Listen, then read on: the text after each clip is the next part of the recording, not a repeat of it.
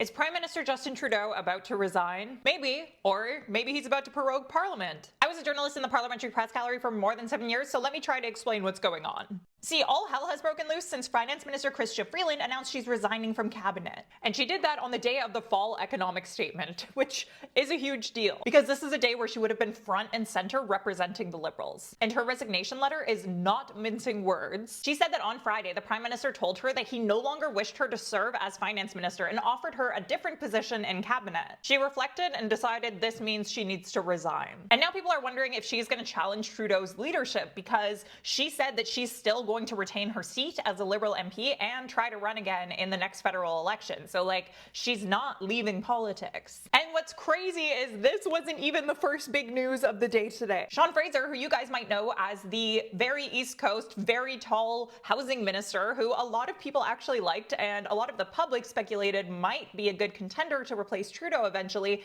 just announced he is leaving cabinet and isn't running for re-election. Yeah. So, what is going on? Now several Liberal MPs are publicly calling on Trudeau to resign, and apparently, according to sources who spoke to CTV News, he is considering it. I have not independently confirmed this, but I can tell you from having worked for the CTV Parliamentary Bureau, they would not report this without multiple sources. 2 Liberal MPs publicly called for his resignation in an interview on CTV News with Vassy Kapelos, and on top of that, another Liberal MP put out a statement on Twitter calling for the same. NDP leader Jagmeet Singh also called on Trudeau to resign, saying, quote, "He has got to go."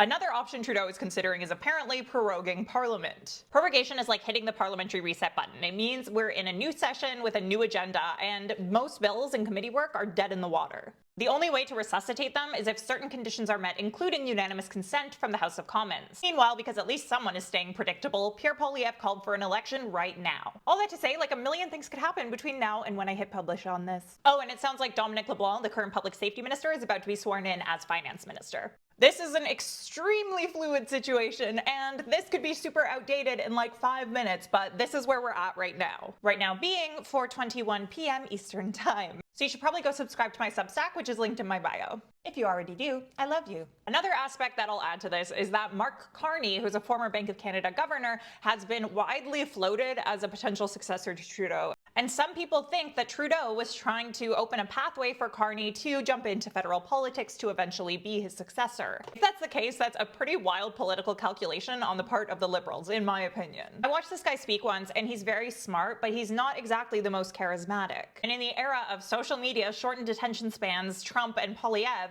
I'm just not sure that that's the kind of way you want to go. Despite that, the pundit and op-ed class has been pushing for this guy so hard that the Conservatives have preemptively launched an attack on him, calling him carbon tax Carney. But I don't think that the pundit class is super in touch with what everyday Canadians want. So I really hope the politicians and the people advising them are not just listening to the pundit and columnist class and are actually listening to Canadians, because the columnists and pundits are pretty out of touch. Anyways, I'll keep you posted as much as I can. Yeah, we'll see what happens. What do you think of all this?